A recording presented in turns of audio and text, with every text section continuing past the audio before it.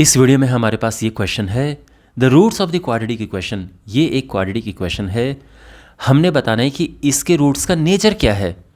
Roots होती हैं values of x, यानी जब हम इसे सॉल्व करेंगे और एक्स की वैल्यूज़ आएंगी उनका नेचर कैसा होगा, यानी वो रैशनल होंगे, इरैशनल होंगे, रियल नॉट रियल, ये सब हमें बताना है। ऑलराइट, तो ये पता करने के लिए हमें फाइंड करना होता है इसका डिस्क्रिमिनेंट, जो कि होता है b² - 4ac, और इसकी वैल्यू देख के ही हमें पता चलता है कि रूट्स का नेचर क्या है। अभी ये क्यों ऐसा होता है ये मैं अभी आपको एक्सप्लेन कर दूंगा, लेकिन पहले इसको सॉल्व करते हैं। तो इसमें ABC क्या है?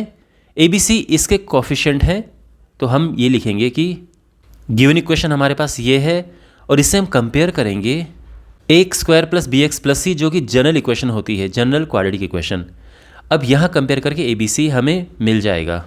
a यहाँ पर आप देख सकते हैं x² का कोफिशिएंट 1 है, b जो कि x का कोफिशिएंट है वो भी 1 है, और c ये जो कांस्टेंट है ये -1 है। तो ABC हमें यहाँ पर मिल चुका है। तो डिस्क्रिमिनेंट हम निकालेंगे b² - 4ac, b is 1, a 1 है, c -1 है, तो ये हो जाएगा 1 + 4, यानी ये 5 आ चुका है। अब ये 5 देख के ही हम पता कर लेंगे कि ये इसके रूट्स का नेचर क्या है। मैं अगर आपको पता है इसके बाद तो मैं वैसे डायरेक्ट आपको बता देता हूँ, लेकिन अभी मैं पूरा एक्सप्लेन करूँगा है, तो अगर आपको नहीं आइडिया है आप पूरा ज़रूर देखना। इसका आंसर है option A, irrational and distinct. Irrational में रियल अपने आप आ जाता है, ठीक है। तो इसमें रियल तो है ही ये, क्योंकि रियल के अंडर में ही रैशनल इरैशनल आते हैं, और ये इरैशनल है, और डिस्टिंक्ट मीन्स इक्वल नहीं है। अब देखो ऐसा क्यों है।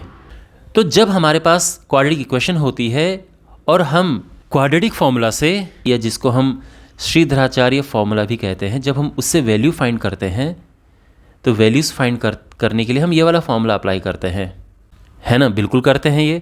अब इसमें सारा खेल इसके अंडर इसका है, जो कि रूट के अंडर है, सारा खेल इसका है। यही बताता है कि इसका नेचर क्या है। क्यों, आप समझिए।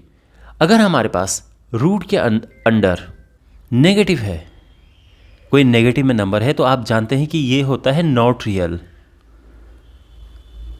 ओके, रियल वही होता है अगर स्क्वायर रूट के अंडर या तो 0 हो या पॉजिटिव हो। तो यहाँ पर ये जो नंबर है, बिकॉज ये नेगेटिव नहीं है, ये 0 या उससे बड़ा नंबर है, तो इसीलिए इसके रूट्स रियल होंगे। Okay, is it clear?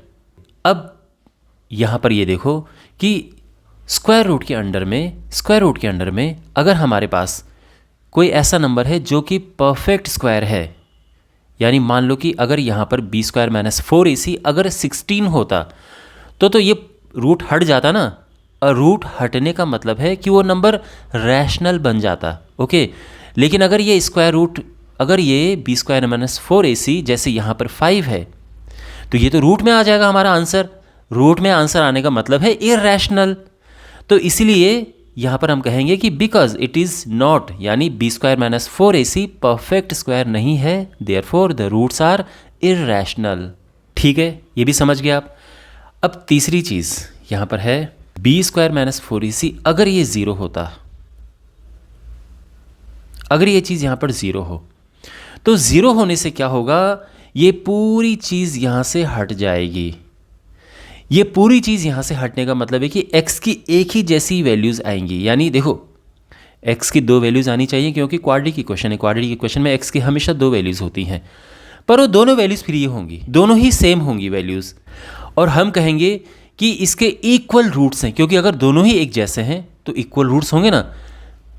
यहाँ पर क्या होता है कि ये जो प्लस माइनस लगता है आगे, ये इसके रूट्स को अनइक्वल बनाता है। अगर यहाँ पर b² - 4ac 0 के अलावा कुछ भी है, तो फिर एक बार हमें प्लस करना होगा, एक बार माइनस करना होगा, तो इसके रूट्स दोनों अनइक्वल हो जाते हैं, अलग अलग हो जाते हैं। इसी वजह से रूट्स अनइक्वल आते हैं। जैसे डिस्टिंक्ट कहा है ना, तो डिस्टिंक्ट का वही मतलब है कि अनइक्वल रूट्स हैं। तो हम लिखेंगे कि बिकॉज ये 0 नहीं है, द रूट्स आर डिस्टिंक्ट।